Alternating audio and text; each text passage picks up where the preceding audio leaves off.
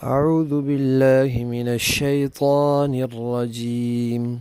بسم الله الرحمن الرحيم. إن الذين قالوا ربنا الله ثم استقاموا تتنزل عليهم الملائكة ألا تخافوا ولا تحزنوا وأبشروا بالجنة التي كنتم توعدون. صدق اللہ العظیم. 24واں پارہ سورہ حامیم السجدہ، آیت نمبر 30. اس آیت میں اللہ تبارک و تعالی فرما رہے ہیں کہ جن لوگوں نے اللہ کو رب تسلیم کر لیا اور پھر اس پر وہ ڈٹ گئے، تو ایسے لوگوں پر اللہ تعالیٰ کی طرف سے فرشتے آتے ہیں اور وہ فرشتے انہیں تسلی دیتے ہیں کہ خوف نہ کرو، غم نہ کرو، جنت کی خوشخبری سن لو جس کا تم سے وعدہ کیا جاتا تھا. ایمان لانا، ایمان قبول کرنا، صحیح عقیدہ اپنانا اور پھر صحیح عمل اپنانا، صرف یہ کافی نہیں ہے، بلکہ صحیح عقیدے اور صحیح عمل کو ساری زندگی باقی رکھنا بھی ضروری ہے، کیونکہ آخر کا اعتبار ہوتا ہے. نبی کریم صلی اللہ علیہ وسلم کا ارشاد ہے کہ اعمال کا دار و مدار خاتمے پر ہے. تو جس آدمی کا عقیدہ آخر دم تک ٹھیک رہا، عمل آخر دم تک ٹھیک رہا، اس کے لیے کامیابی ہے. اور ایسے ہی لوگوں کے لیے یہاں بشارت ہے کہ اللہ کو رب تسلیم کر لیا. جب اللہ کو رب تسلیم کر لیا تو پھر اللہ کی ساری باتیں مان لی، اللہ کے بتائے ہوئے سارے عقیدے اپنا لیے، عمل درست کر لیے، اخلاق سنوار لیے، پھر اس کے اوپر وہ ڈٹ گئے، استقامت اختیار کر لی، پختہ ہو گئے، مضبوطی کے ساتھ قائم رہے، آخر دم تک رہے، تو یہ وہ لوگ ہیں. پھر جب ان کی موت کا وقت آتا ہے تو ایسے خوفناک وقت میں بھی فرشتے ان کو تسلی دیتے ہیں. دنیا میں کوئی پریشانی کا وقت آ جاتا ہے تو پھر بھی فرشتے ان کو تسلی دیتے ہیں اور دل میں ان کے اطمینان ڈال دیتے ہیں کہ گھبرانے کی بات نہیں، پریشانی کی بات نہیں. پھر بڑے سے بڑے حادثات بھی ہو جاتے ہیں، ان کے دل کو پریشانی نہیں ہوتی اور ان کا دل مطمئن رہتا ہے اور وہ اللہ کی رضا پہ راضی رہتے ہیں.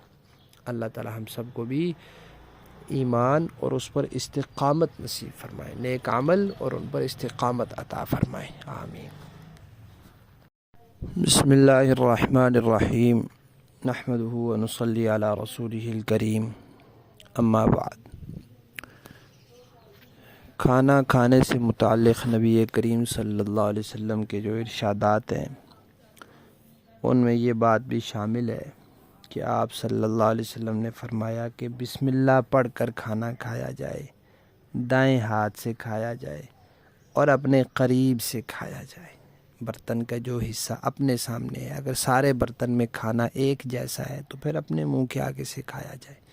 ہاں، اگر کھانے میں کوئی چیز ایسی ہے جو آپ کے منہ کے آگے نہیں ہے، مثلاً گوشت اور آلو کا سالن ہے، آپ کے سامنے بوٹی نہیں ہے، آپ کے سامنے آلو نہیں ہے، وہ آپ کو چاہیے، وہ برتن کے دوسری طرف ہے، وہ تو بندہ لے سکتا ہے.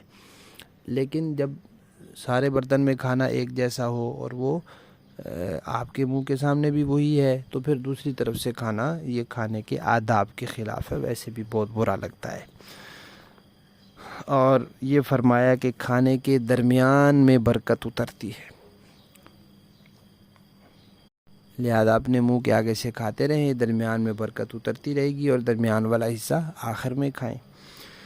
اور اگر کھانے پر بسم اللہ نہ پڑھی جائے تو وہ شیطان بھی ساتھ ہو جاتا ہے اور وہ بھی کھانے لگ جاتا ہے. تو تو شیطان کے اثرات سے اور اس کے کھانے سے بچنے کے لیے بسم اللہ ضرور پڑھنی چاہیے، اور فرمایا کہ بائیں ہاتھ سے بالکل نہ کھائے، کیونکہ بائیں ہاتھ سے شیطان کھاتا پیتا ہے۔ ایک مرتبہ تو فرمایا کہ تمہارے ہر کام کے وقت شیطان آ جاتا ہے، کھانے کے وقت بھی آ جاتا ہے، اور اگر کسی سے کوئی لقمہ گر جائے تو اس کو بندے کو چاہیے کہ وہ لقمہ کھا لے، اس کو صاف کر کے کھا لے، شیطان کے لیے نہ چھوڑے۔ اور کھانا کھانے کے بعد فرمایا کہ اپنی انگلیوں کو چاٹ لے، صاف کر لے، کیونکہ وہ نہیں جانتا کہ کھانے کے کون سے حصے میں برکت ہے۔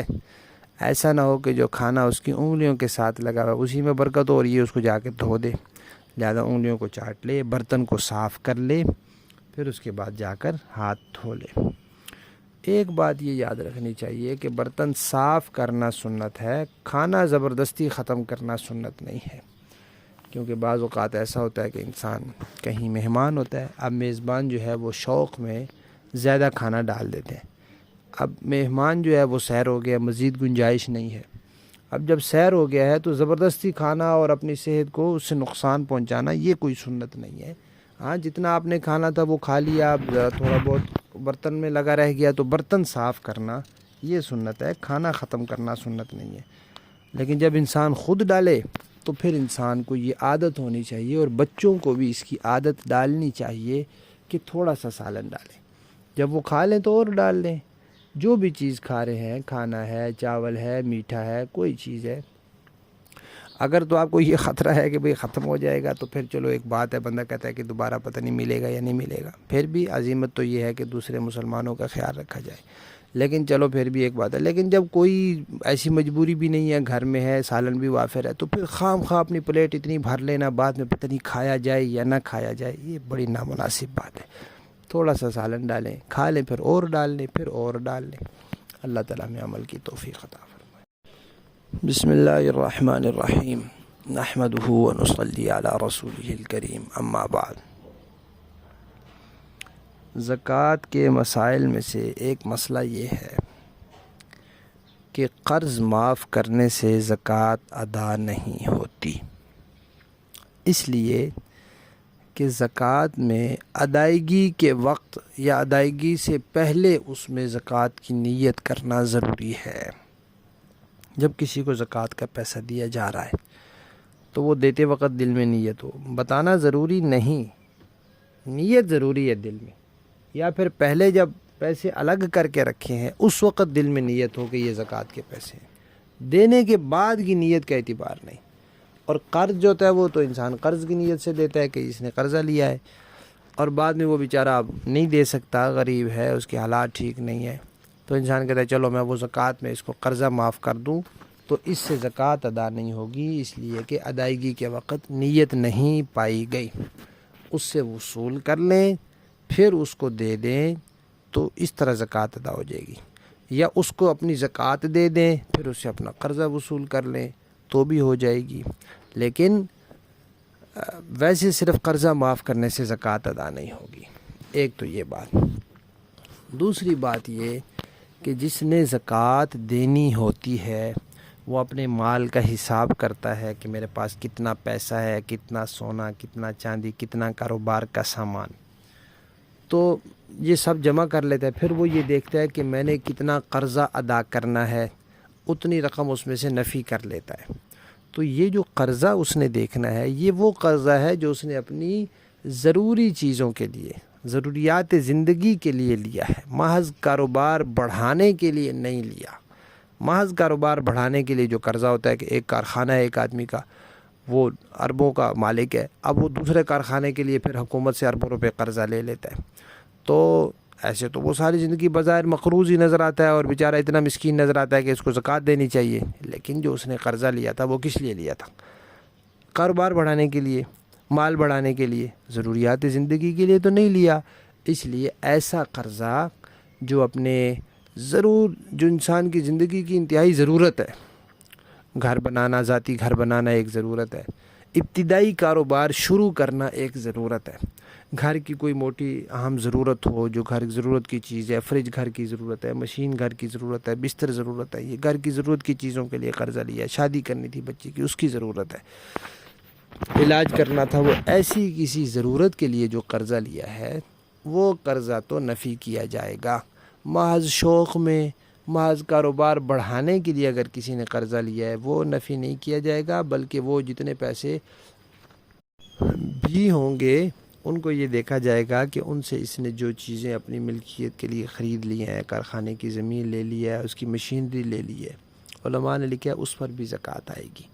ویسے تو فروخت کی چیزوں پر زکوٰۃ آتی ہے، لیکن اس نے محض اپنا کاروبار بڑھانے کے لیے بڑا لمبا چوڑا قرضہ لے کر جو یہ اضافی چیزیں خریدی ہوئی ہیں ان سب کی بھی وہ زکوٰۃ ادا کرے گا۔